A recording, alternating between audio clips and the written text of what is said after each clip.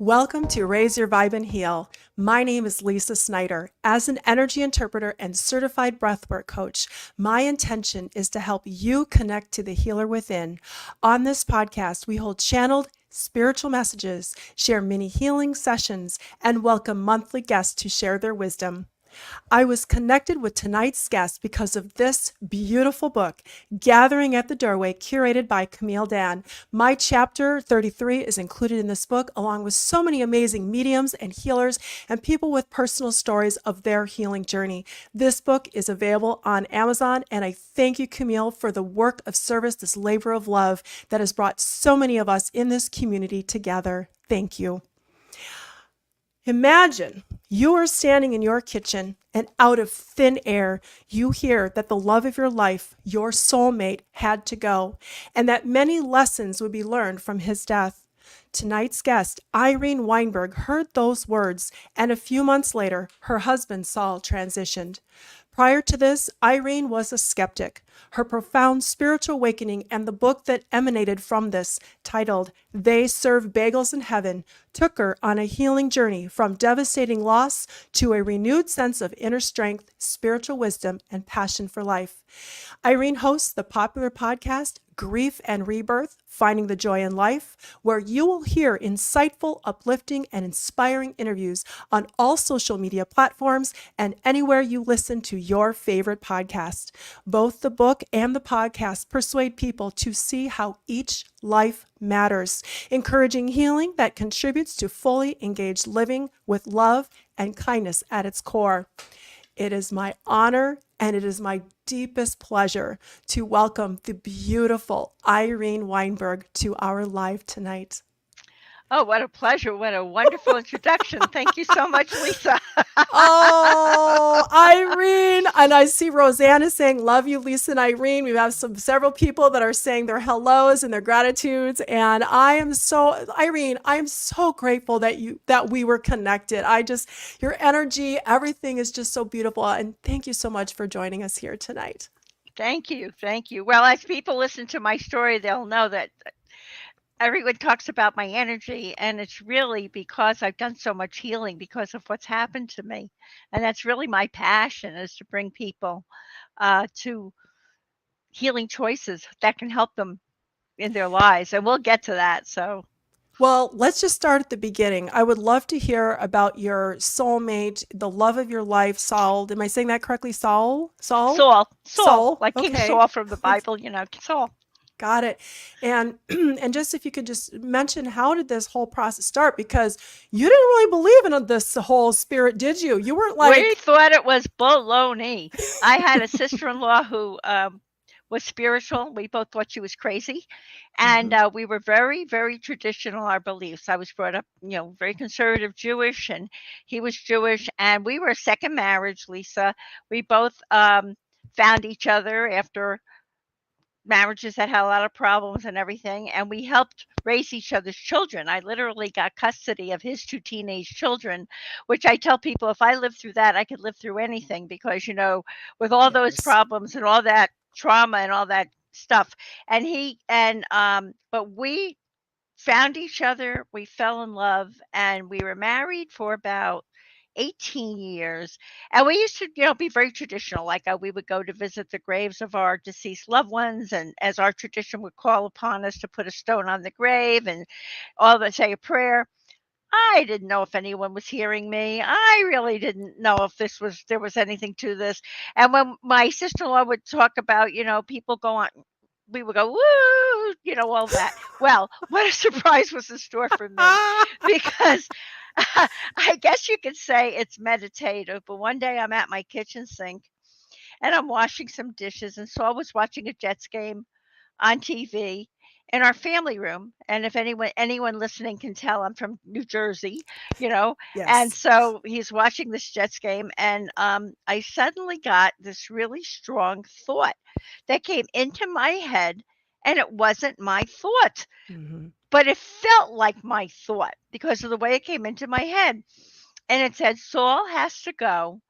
Many lessons will be learned from his death. And I kind of leaned back with the glass in my hand, and I thought, what the heck am I thinking? And I went over to him, I brought him a glass of water, I kissed the top of his head, and I kind of put it out of my mind. I said nothing to him or anything else like that. But you never forget something like that. You never forget it. That was too weird. And so 2 months later, we were skiers, and we had a ski house in the Catskill Mountains off the New York State Thruway. And we went to our ski house for the ski weekend, and something told me to make this a wonderful weekend for him, not even to argue with him over who we were going to have lunch with or anything. Whatever he wanted, whatever trail he wanted to go on, whatever. Something said to me, just do this. And on the earthbound plane, he had been struggling with some stuff with business and all that. So on that level, I thought I'm going to let him have whatever he wants this weekend. But there was another level going on. Mhm. And at the end of the weekend, he said to me, Irene, wasn't this the best weekend a couple could have together? The weather was perfect. We skied. We had such a great time and all of this. We were on the way home. We stopped off. My stepdaughter had a little place in the Catskills. We stopped off. He saw her. We got back. And I said to him as we got into the car, Saulie, you've had a really tough time with business. I drove up. You want me to drive back home?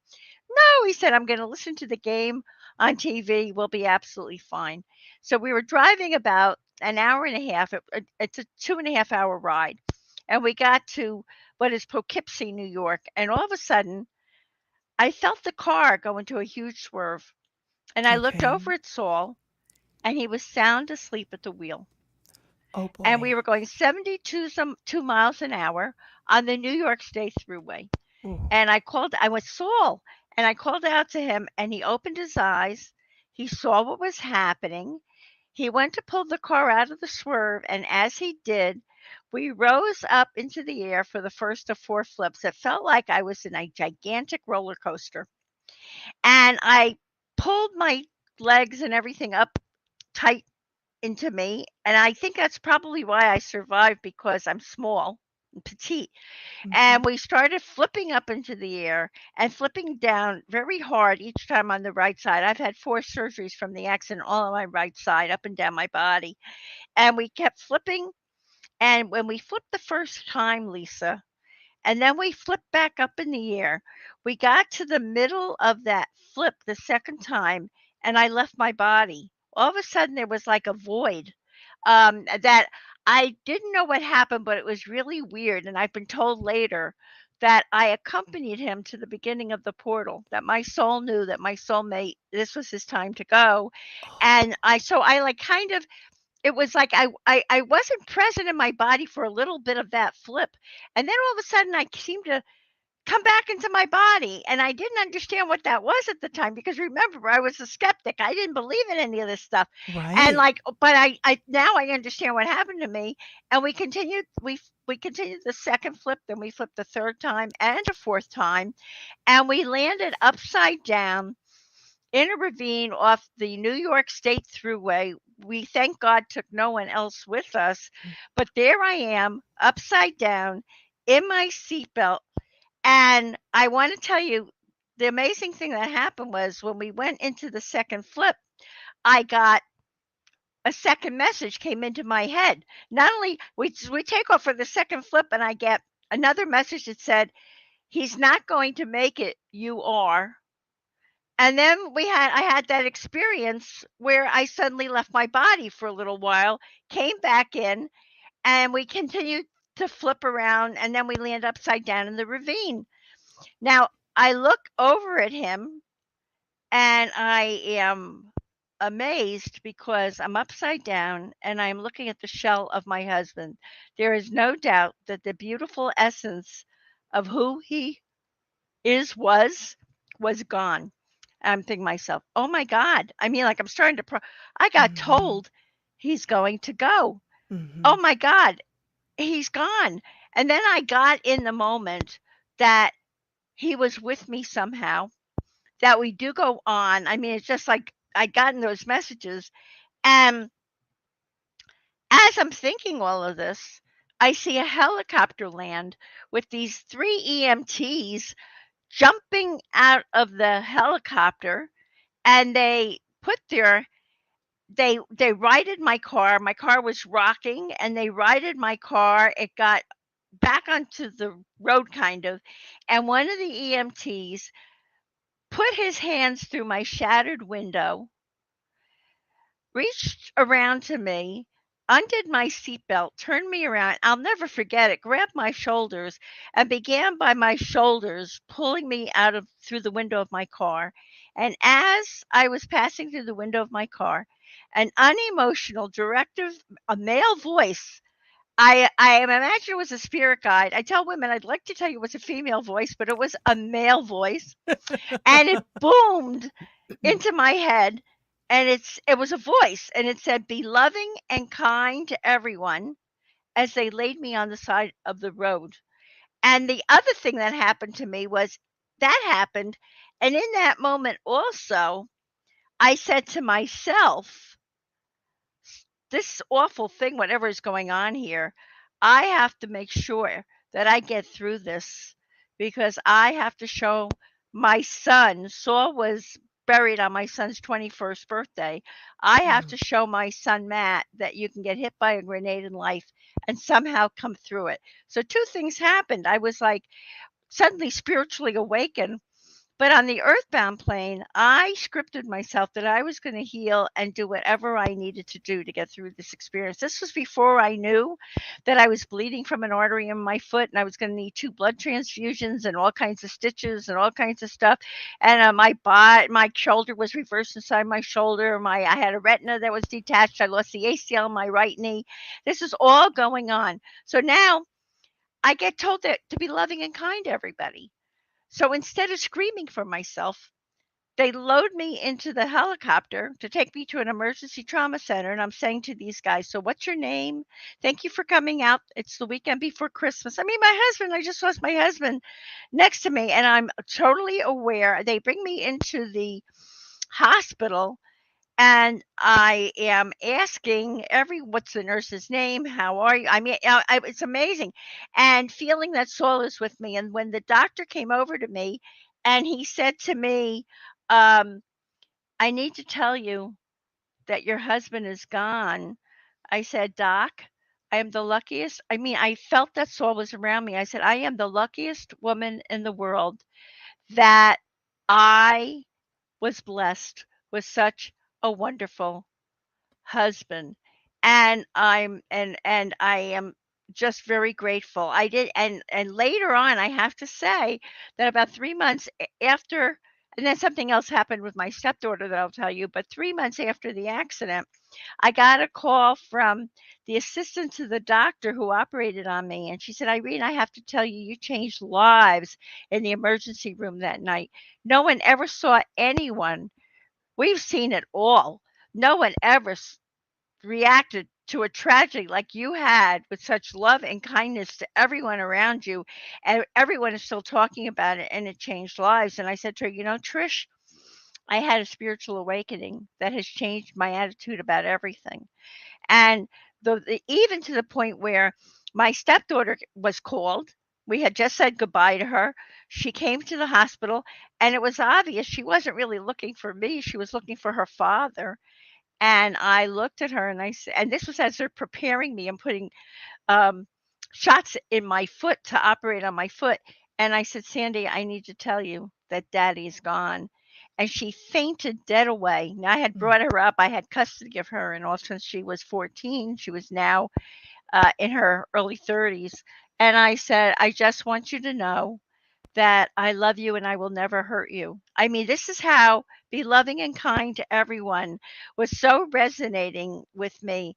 And she said, "I know." And she ran out to tell her husband what was going on. So this whole thing is going on. I'm in the hospital for 3 days. I have blood transfusions, you name it. People are coming to visit me.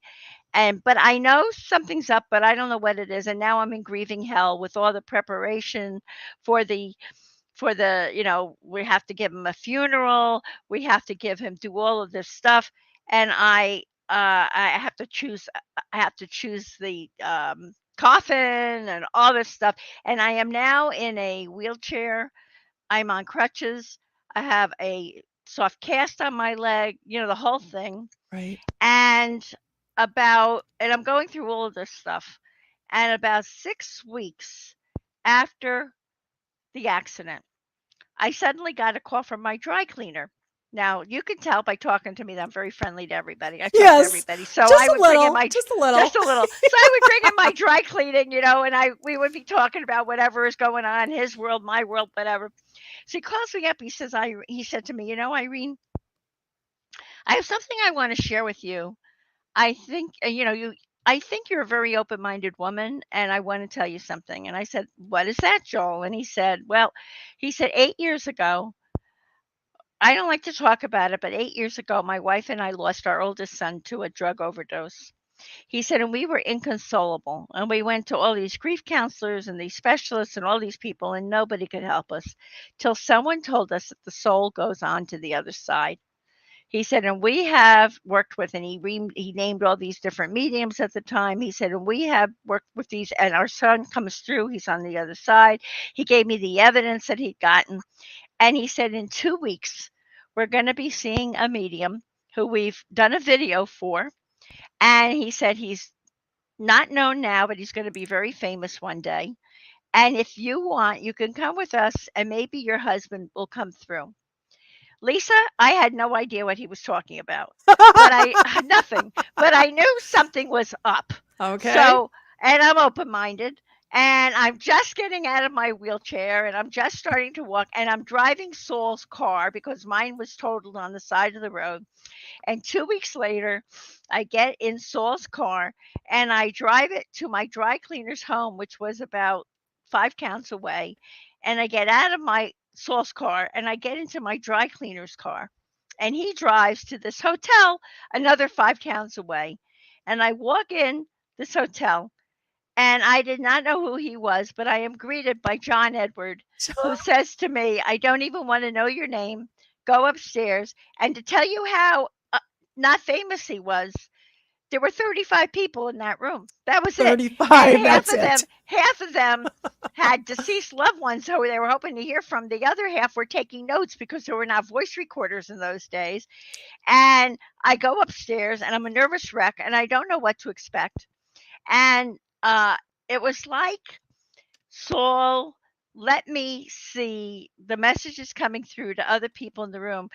I'm getting a message from someone whose father said he shot himself in the head with a pistol. Oh my God, that's my father. All these things going on. Mm-hmm. About halfway into it, John Edwards said, I'm getting a message from this guy. He's saying something about Dr. Pepper. Does anyone relate to Dr. Pepper? And I said to my dry cleaner, who was busy right next to me, and taking notes, and I elbowed him. I said, Joel, start writing. It's Saul. Oh my God. Oh my God. 15 years before he met me, Saul's brother put his name in an advertising commercial for Dr. Pepper, and the ad said that Dr. Pepper is coming east from California in boats and planes and trains, and let's talk to the man in the street, Saul Weinberg, about what he thinks about Dr. Pepper instead of Lisa Snyder or Joe Smith or John Doe, Saul Weinberg. So Saul Oh used my. to think that was hilarious that his Oh, brother had done that. yeah. And now John Edward is saying, I'm getting a guy who's talking about Dr. Pepper. And Saul came through for 40 minutes, so much so that John Edwards said, how long is this guy on the other side? And I said, 2 months. He said, this is an old soul. This guy has been around. He's so articulate. Ooh. He said, wow. And I mean, I was getting messages. He's telling me you're wearing his skier charm under your blouse. He's telling me, who's Bruce? I said, it's my stepson. Who's Matt? That was my son. I mean, on and on with all these messages he's telling me he died in a different state than where you live. He died in New York. We lived in New Jersey. On and on and on and on with all these amazing messages. And then one of the things he said was, he's telling me you're driving his favorite car with Saul Z on the license plate. That car was parked 6 towns away in another town, and here is that license plate. How the heck, Look at how the heck could that. John Edward possibly know that? So now I am Holy moly. We go on. He's on the other side. What am I going to do? And who can I talk to about this? My sister-in-law. So now I call The one the that you formerly did it, crazy one. the formerly crazy one. Right? Well, let me ask you this, Irene. So, in a very short period of time, the love of your life is on the other side, communicating with you very articulately and with so much evidence, you can't miss it. Did you instantly become a believer, or did it still take time for you to go? Because that's a huge shift when you go from what is this to you're calling up your sister-in-law wanting to know, tell me more. Did that happen? Like, was that a smooth transition Well, or it did not happen when I got Saul has to go. Many lessons will be learned from his death. right? It didn't happen when I got he's not going to make it, you are. But when they pulled me out of the car and the voice came into my head, and indeed he was gone, like I had been told, that's when I knew. That's when I really got it. That there is more, and that there was something up with all of this. Now I Well, didn't know it. But go ahead. I was Sorry. just going to say, I'm just, for those of you that are just joining, Irene is the author of They Serve Bagels in Heaven. It's a fabulous book. I've read it twice, and it doesn't matter where you're at in whatever type of grief you're going through. It really, the messages, the way to look at things, the experiences, the way that Saul comes through and communicates with Irene. I read it twice. I literally just, I could not put this book down. So this is Irene's book. They serve, excuse me. So, yeah, They Serve Bagels in Heaven. And she also has a very popular podcast. So we're talking right now, if you're just joining, we are talking about her journey and her spiritual awakening. So I just wanted to I just wanted to put that in there really quick for those that have joined, because we have quite a few that have been joining and there's lots of comments. And I just want to say, by the way, and Irene, I want to get back. Thank you to everybody who's saying all these beautiful messages. We see the comments, and we just so appreciate that. So, Yeah, and okay. they're popping up, and I see them too. And thank you all Yes. so much. And a few people I know and love back to you, truly. I am so grateful. All right. So So now you contact your sister-in-law. so now I contact my sister and she says, "Thank God," she said, "because 2 weeks after he died, I was doing something, and all of a sudden he came through because she was spiritual, and he came through and she said, 'Saul, why are you coming through to me? We didn't get along when you died.'"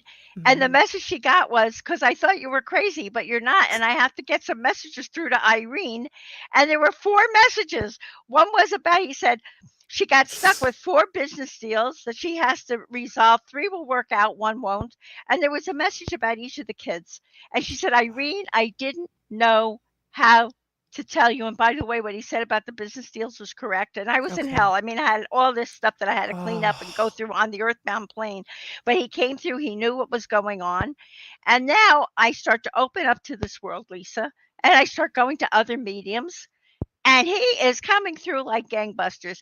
I mean, I guess it tells you that your husband's on the other side if you get a description of his toes through someone, the first way he ever kissed you, the first meal you ever made him. I mean, on and on. The what he was wearing the night he died. I mean, it was like amazing. And then I started getting another message from people, and they said, "You're supposed to write a book. You're supposed to. This is like he's going to work with you from across the veil. You've been soulmates through many lifetimes, and you set this up. If certain things weren't working out for him, through his path in this lifetime, you were going to work across the veil." And I'm going, across the veil? I'm supposed to write a book? I mean, I was a violinist. I was a buyer for Macy's. I majored yeah. in honor. I took honors English. But what is this? But it was if your husband on the other side describes his toes to you, and then and the first meal he made you, and it's him. And so now I go back to the source and I say to my sister-in-law, "So who have you got? Because I'm being told to write a book." Mhm. And she said to me, "Oh, there's a woman who really channels very well. She's a healer." And I find by the way, Lisa, I tell no one in my world that I'm doing this. Okay, I No could, one yeah, knows that because I am doing they're this. probably thinking, wait a second, Irene before Saul transitioned is this way. Now all of a sudden she's doing what? Yes, Right. I can understand that. The Yep. only one who knew. There were 2 people who knew, Okay. and one of them was still a little skeptical. One was my mother. Okay. "What happened?" And then the other one, that was my sister-in-law. So my sister-in-law suddenly went from being nuts, crazy, to my guide, and what do I do now? So Oh. she guides me to this woman, and I go to Massachusetts, and I talk about it in the book. And I go to Massachusetts to this healing cabin, and she knows all about the accident. I didn't tell her anything. She knows where I was hurt. She knows everything going on. And then she said to me, there's like a it's like, looks like you're in a stadium and there are high beings here, and I'm being told that you're supposed to write a book, and they're telling me that you have a divine plan with your husband, and that I'm supposed to help you write this book. Okay. Okay, I've been getting a lot of messages, and I thought this was crazy, but you know what? It's Saul. And I said, Yes. if he wants me to write a book, I'm going to write a book. Now, the other part I have to say, on the earthbound plane, I was so struggling with all these problems and issues going on, that whether or not it was real, which I believed it was real, it was giving me something to grab onto while I was in hell with all the grief and the problems I was going through. So on one end, I'm doing all that. On the other end, I start working with this woman, and Saul's coming through. And we start asking him questions. I was like, did we have past lives together? He starts telling me about our past lives. He starts filling in all these blanks and all this stuff, and I'm asking him all these questions. So I do want to ask you one question, just to make it just to make it clear for those of us that are not, maybe they don't quite understand what you're talking about.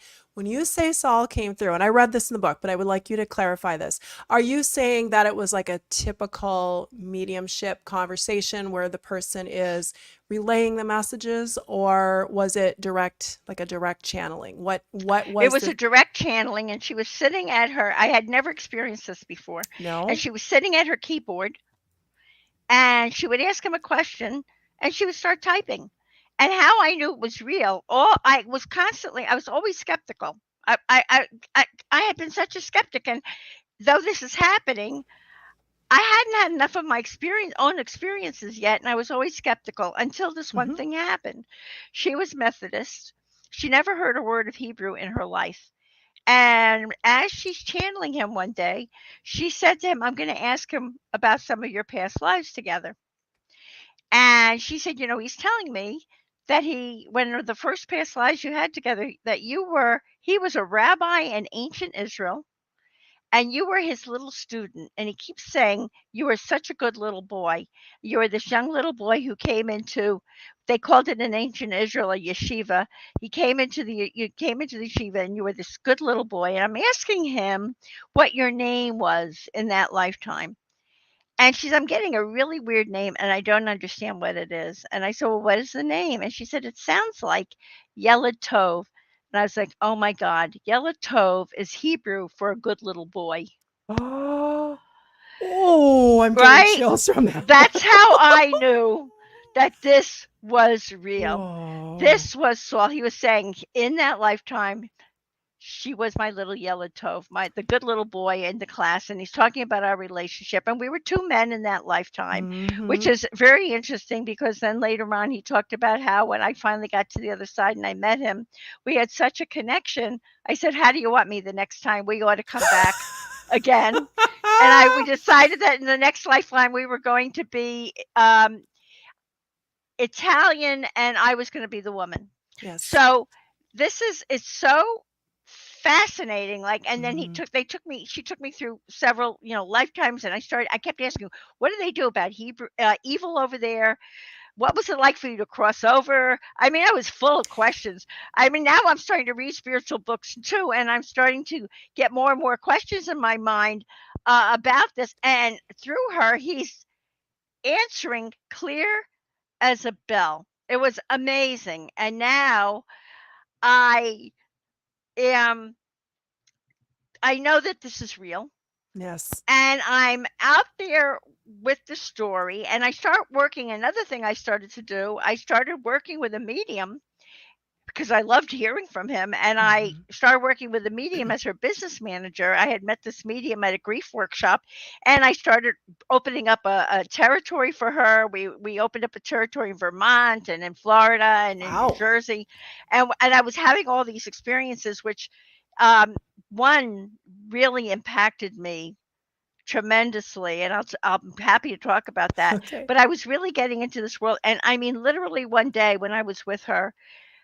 I was driving and I had been around a cat, and I'm allergic to cats, and I had like a Okay. little bit of an allergy attack, and I got out of my car, and the song on the radio was "You're My First, My Last, and My Everything," and I looked up in the sky, and in a cloud it said Saul, Saul, spelled out in the clouds. It was Oh. amazing. And so, like, all these things are going on with me. And I just want to tell this quick story before we go somewhere else. No, you're great. We You're doing what great. when we were channeling, when we were working together, we did a gallery, which is where a bunch of people get together with a medium and they hope to get messages from their loved ones, like I did with John Edward. Yes. And when we walked into this room, I did not know a soul. We were in Burlington, Vermont. There was a young girl crying hysterically in the front of the room. I mean, she was hysterical. And the medium walked to the front of the room and she said to this young girl, I see a male energy. He's presenting as your father. And he's saying that the night before he unexpectedly died, the two of you had a terrible fight and you called each other awful names and you said terrible things to each other. And honey, he loves you and he's so sorry. I have to say the difference between this girl when we walked in and she was hysterical and how she was when she walked out, that she had heard from her father and they made up that way. That was another thing that so impacted me and changed my life, because I talk about in the book and I talk about on the podcast how important it is to be conscious in your relationships, because how you talk to someone, how you treat them and all, it follows you to the other side. And sometimes, and be careful if that's not the if what is the last thing someone might hear from you, because Mhm. we don't know. I mean, I thought Saul was going the night before he died, Saul said to me, "I'm so lucky and thankful to have you in my life." And Oh. that was the night before he died. I will never forget it. And so I tell people, be conscious. There are ramifications for how you treat people. And the other thing I took from Be Loving and Kind to Everyone was about me too. I suddenly Yes. got, I'm me too. I have to be loving and kind to myself also. And I started being very aware as to the way I speak to myself and how I was treating myself and all of that, which has also followed me into the book, and it's followed me into the podcast. But all of this was like amazing. And then so now I'm out there doing my thing. I'm doing book clubs and I'm presenting to people and I'm telling my story. And then one day I'm sitting at my desk just like you see me, and I don't get all these messages, and the word podcast came into my head. And I was like, "What's a podcast? I'm a baby boomer. What do you want from me? What's a podcast?" And I asked the woman I was working with, "What's a podcast?" And she said, "Oh, I can help you with that. I know what that is." Oh So my now I gosh. thought to myself, I'm being told my next step. Now I really believe. And now I really know that it's him. We have a divine plan. I'm being told my next step. So I thought, all right, who am I going to talk to at this on this podcast? And I thought, as when the first thing I did once I was out of the wheelchair and I had this experience and all, I started working with a life transition coach, because I'm a on the earthbound plane. I had to heal because my son had to see that you could get hit by a grenade in life and keep on going, and I had to figure out I was now alone in the world. I was traumatized. I had to learn how to function on my own and all of that. I needed help. The Yes. second thing that I opened to the spiritual world, I started working with a spiritual energy healer who Mhm. started going into past lives and trauma I had from past lives and starting to give me healing on that side. Mediums saved my life because and I tell people, you have to be careful who you're talking to. You Yes, have you to make sure do. they're qualified. There Yes. are charlatans in that world, just like Yes. there are in every world, which Yes. is why on the podcast I interview people because I want people to make up their own mind. And I ask a Mhm. lot of questions for people to get their own take on people. But mediums, I thought I'm going to interview mediums. And the fourth thing, I had such a passion now for the importance of healing your stuff and moving through from what my son said about there's been nothing worse than seeing you in despair and nothing better than seeing you be able to have joy again.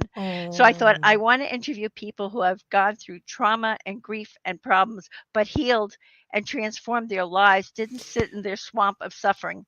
Well, you said something. So your latest interview that I just listened to with Carrie Hummingbird, Right. the last name is Sammy, escaped. Sammy. Sammy, thank you. It just dropped. Really resonated with me. There, it was that, and I don't know if it was in your book, but I also heard it recently.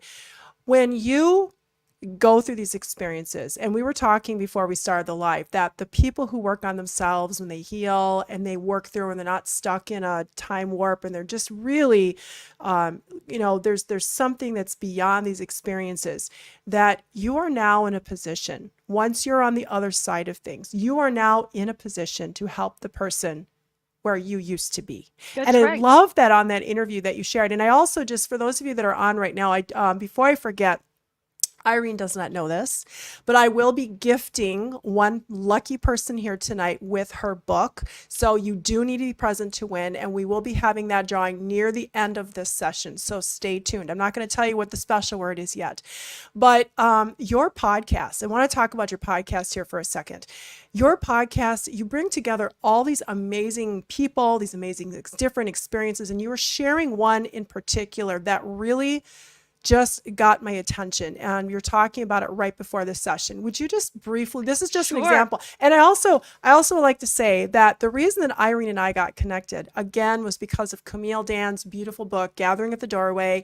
uh, Irene, I believe, had read my chapter, which is chapter 33, and I I love that actually number. noted it. I highlighted it and I said, I want to get to know this lady. I want to bring her on the podcast. She's got a great Oh, story. and you guys, the thing about Irene is she's got a really long waiting list. We had the interview in, I believe it was the end of April, and I think your assistant said it was going to air or drop sometime near the end of August or something. So stay tuned. Our interview It's is going to coming. be, it's It's coming. coming. It's But, coming. and while we were talking, we realized we were kindred spirits. We've got these connections, and next thing you know, Irene is here sharing her beautiful story. And now I'd like to talk a little bit about your podcast. But before we do, there's one more thing I want to ask you about. One of the things that was so helpful as I was reading the book and going, we all go through our stuff.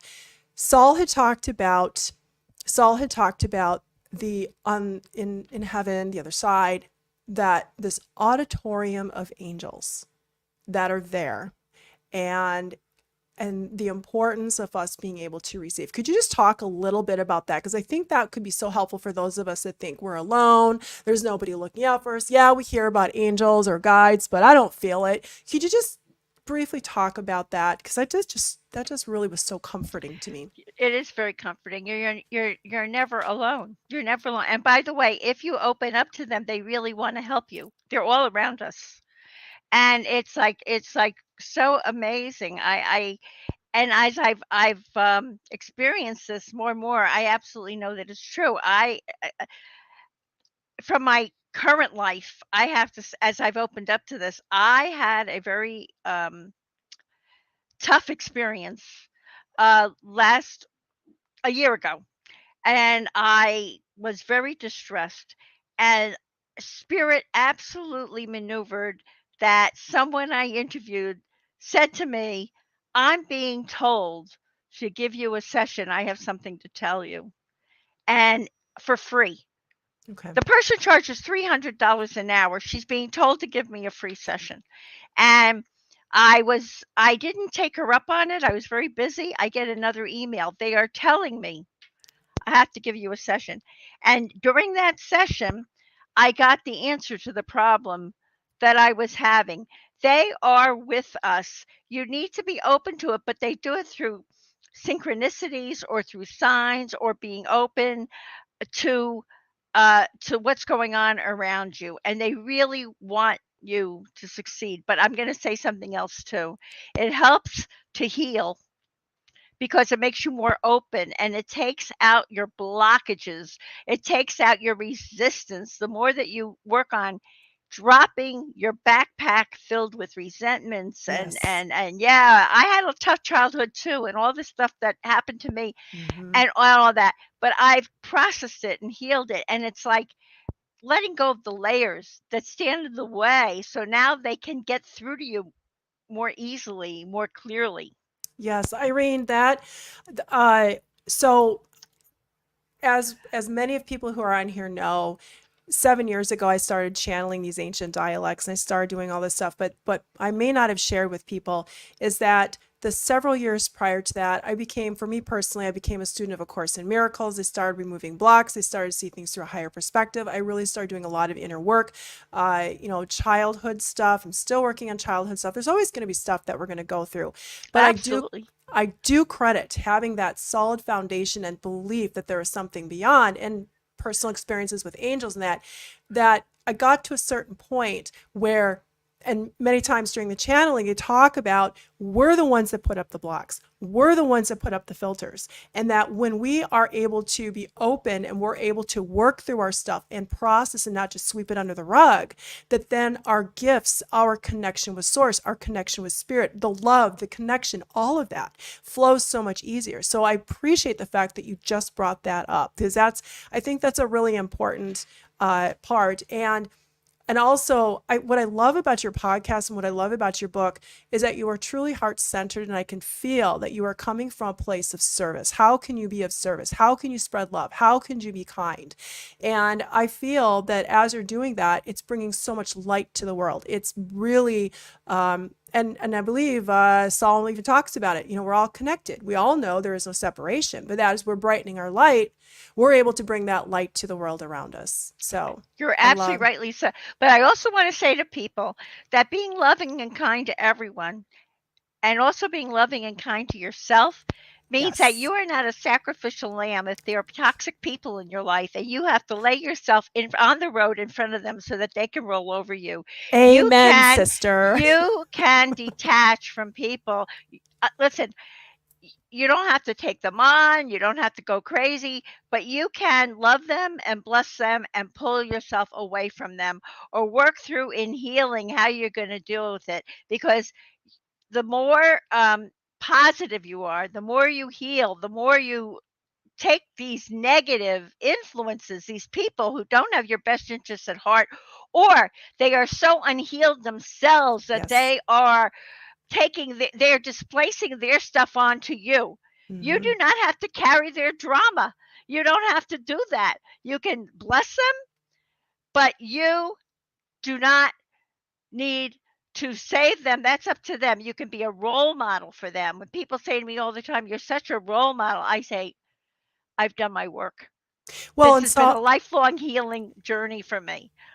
and I'm being reminded, yes, and I'm being reminded of something that Saul mentions in the book, and it's the fact that people who have, while they're here, have committed some atrocious things, that they're not allowed to. I'm kind of giving a little bit out of the book here, not allowed to come back until it's been resolved. So this generational healing, this trauma, it really made me stop and think about, even be more mindful about what comes out of my mouth. And can I be an instrument of peace? Can I come from a place of love, kindness, and compassion, even in the face of somebody who's acting from an insane belief system, even if it's somebody who is coming from a place of fear because they're so fearful they're unable to feel that divine connection.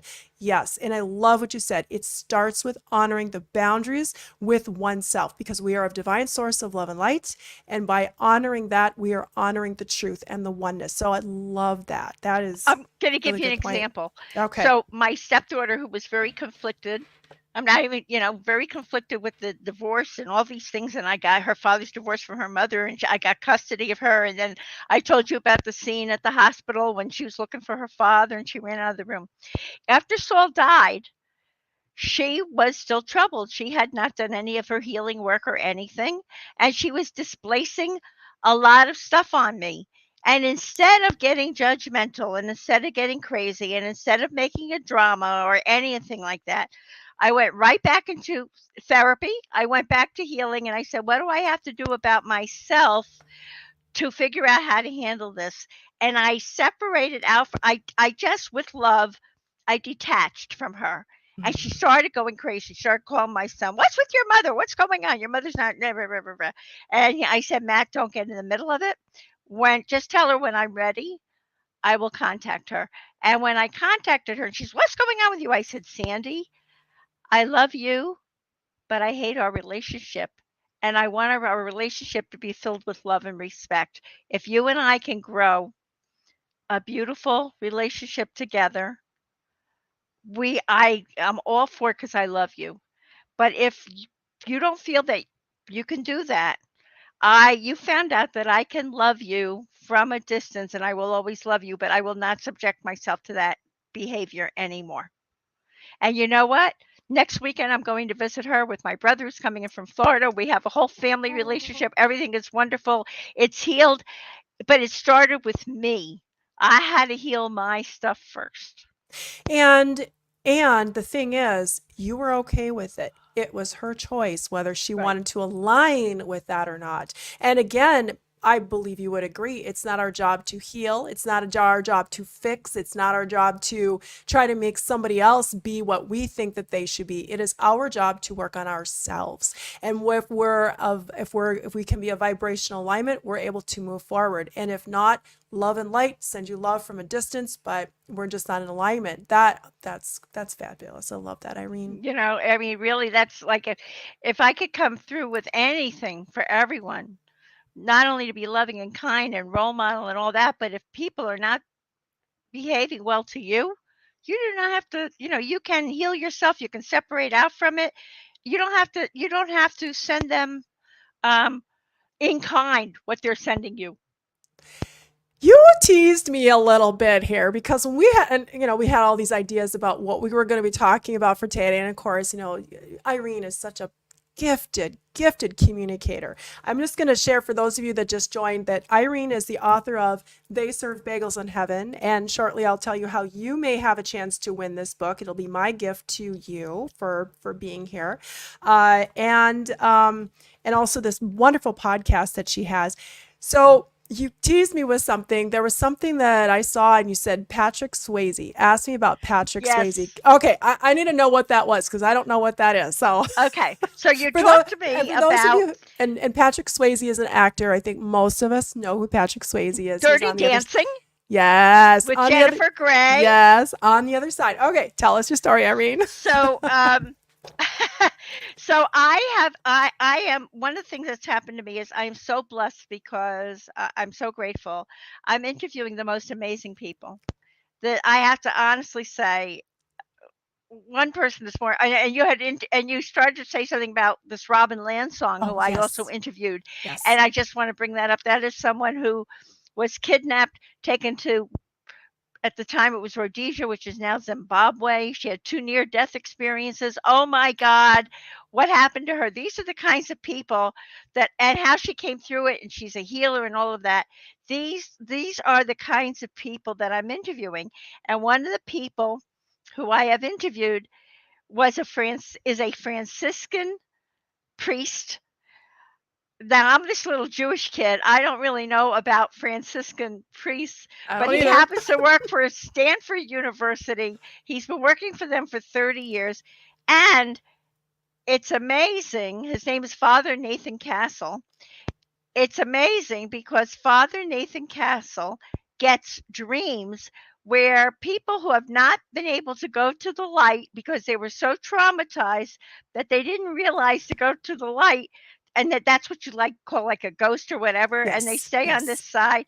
He gets dreams, and these people show him how they died, and he works with a prayer partner in the church, and he helps them to cross over to the other side, which is yes. amazing. It So is I amazing. interviewed him, and the story with Patrick Swayze, which I absolutely love, is Patrick Swayze was dying of pancreatic cancer. Hmm. And Father Nathan Castle has a dream about a woman, and she gives him how she died and all of this.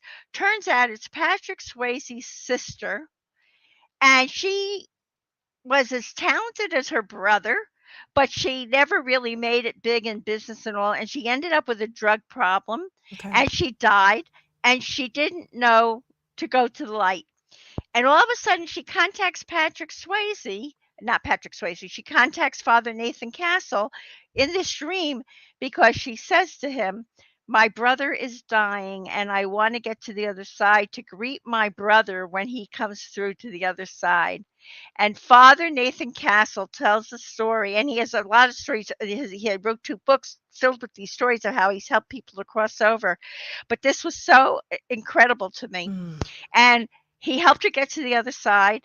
And literally, that just about that time when her brother crossed over, and Father Nathan Castle says to her brother, Patrick Swayze, I'm talking to your sister. Would you like to say a few words? And Patrick Swayze said to him, I had enough limelight. Let my sister Vicky have the limelight and continue talking to you now. Okay, so for Oh. people who wonder what happens if somebody doesn't go to the light or what happens, they're so traumatized, sometimes they don't know that to go to the light, and that's home, Yes. and that's where you're supposed to go. So, yes, I recently was with the Monroe Institute. It's a world-renowned organization, and I took some training with for soul retrievals, and what you're describing That's is, right. and when you think about this, there is no there is free will even when we cross. If we choose to believe that we are still alive and we're still living the lifetime of whatever in ancient Egypt, then that's okay. That's our reality. That doesn't mean it's the highest consciousness and awareness that we can be at. And the people that are unclear that they have transitioned, they're safe, but they're still able to be in this place of their own making. And yes, because of because of the plane that they're in, it's so close to Earth that yes, it is a potential ghost, all that kind of stuff. But it is so healing, the work that he was doing, the soul retrieval work, and helping people to realize where they are. It is so really, when you think about it, we have free will even when we transition. Absolutely. Absolutely. Okay, so we are starting to run out of time. We could keep talking for We another could, 3 hours. we could. So I just want to, first of all, if you are interested in a chance to win a gift from me to you of Irene's fabulous book, The Serve Bagels in Heaven, and you can get this is available on Amazon. You can also visit her website, ireneweinberg.com, which is linked in the description field of this broadcast. You need to type the word book, BOOK, into the chat box, the active chat box, comment box. And in about 2 minutes, thank you, Laura, by the way, for moderating the background. I truly appreciate you with all the comments and everything. Oh, I see a lot of people are starting to write the word book in there. They want your book. Even if you don't win the book tonight, please, please, please, I'm sharing with you. This book has just touched my life in so many ways. And as gifted as Irene is with speaking, listening, watching her, reading her journey, and reading Saul's words, and talking about so many different concepts that I was introduced to or just further educated on, was just so helpful and amazing. And Irene also has this wonderful podcast, Which Lisa is on, which and so I is will be Camille on. Dan, and all these wonderful people, Camille, amazing people. Camille Dan, who curated Gathering at the Doorway. She was on, I believe that was broadcast in June, and Camille is the reason that Irene and I connected. Irene read my chapter and wanted to connect, and I'm so honored that you invited me onto your podcast. So, Irene, before we kind of wind down this interview and our time together, which has just flown, which we knew it would, what is one of the, what do you want people, what's the biggest takeaway that you want people to have from our time together? Honestly, and I do want everyone to know, who gets the book either on Amazon or who wins the book. If you want to know if those bagels come with lox and cream cheese and coffee, page 8. And what's that all about? But The big Well, takeaway. and it's so funny you say that because people are talking about Happy Lions Getaway, and then Debbie just wrote Happy 888, and then you said page 8. So hello. And by the way, There you go. Transcend with Debbie. Debbie Romero is a medium. So I thought, she probably psychically picked up that we were going to have this little chit chat. So of course she wrote 88 in there. But anyways, okay, I digress. Go ahead. I'm That's all sorry. right. Interrupted here. My big takeaways are, which is what I amazingly learned, it ain't over when it's over. It ain't. This is school. That is home.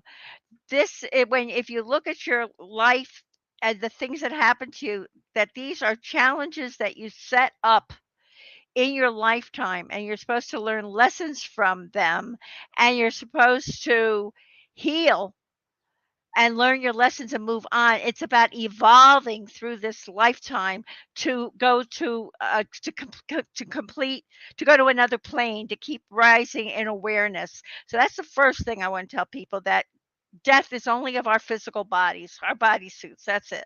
Second of all, it's about being loving and kind to everyone, but also to yourself. I mean, I tell people I'm the highest maintenance person you ever met, because I work out, I do yoga, I watch what I eat, I do, and I'm not perfect by any means, trust me, but I try to be conscious about, um, if I don't take care of myself, who am I for the other people in my life, and what am I role modeling for them? So that is the second thing. And also to live life in a conscious way. You don't know, my husband met with an accident and he was gone. Poof, poof, there it was. And then the last thing I heard from him was, I'm so lucky and thankful to have you in my life. That girl in Vermont, what she heard from her father devastated her. How many people have that experience and they don't know that a medium can help them or whatever, and they live with that hurt and that bitterness and that displaced anger all their lives, instead of knowing that they can heal it and that they can move through it and they can learn from it. But also to be very conscious about how you handle people, how you speak to them. And one of the big teachings in my book is, he calls it in the book, when he channeled in the book, live love as a behavior. Live love as a behavior. I Be like that. conscious of how you treat the people in your life, which in my life means I'm allergic to dramas these days, to be honest with you, Lisa. I'm with you, Irene. I'm with you. If people are so into the drama and the pain and building all these things, they're not healed, and it doesn't make me better, but I don't want to participate in that pain. You're choosing to be part of the solution. Yeah, Yes. exactly. A- Irene, And I'd love everyone beautiful. to get into the podcast. I mean, like, it's grief and rebirth, finding the joy in life. And I am very proud to say that of all the podcasts, I've been told there are like 3 million podcasts. I'm now in the top 2.5% of podcasts, and I'm in 30 countries. It is really helping a lot of people. Okay, so let me just say again, I am just like beside myself that I got a chance to be on your podcast, and I Irene, I look forward to the day when I can come and take you out I can come over and visit you, and I can Oh, take you I out would for love that. dinner and have a glass of wine, and we can have a chat. 2 or 3 glasses of wine, Oh, Lisa. yes, Leah, yes. And I want to share with you. Thank you to everybody who's doing all the comments and everything. Definitely check out Irene's podcast. Check out her book. One last time, I'm gonna give you one last chance. If you haven't had a chance, you only have to do it once. Type the word book, BOOK, into the chat box. We're gonna be doing the drawing here in about 30 seconds. Irene, it has been such a pleasure and such a joy to have you on this live with us tonight. It has been enlightening. I love your book. I love you. I know that Thank Saul you. and your experiences have helped so many people, and you have also now I feel like I have a new friend in New Jersey, and I Not a am doubt about it. Not a doubt about it. and this community, this beautiful, loving community. It is beautiful, and thank you for being such a beautiful, beautiful light. All right, Thank Laura, you. thank you. Okay, Laura, if you want to do the drawing here, let's see who is going to win who is going to win. Oh, 15 entries. We got 23 people on right now, so somebody didn't put it in. Somebody didn't put their name in. Let's see who's going to be the winner. All right. Ah, Woo! Glenda Marie, you are in Australia. Is your book available on Amazon in Australia, Irene? I'm sure it is. Australia is one of the countries that has my podcast.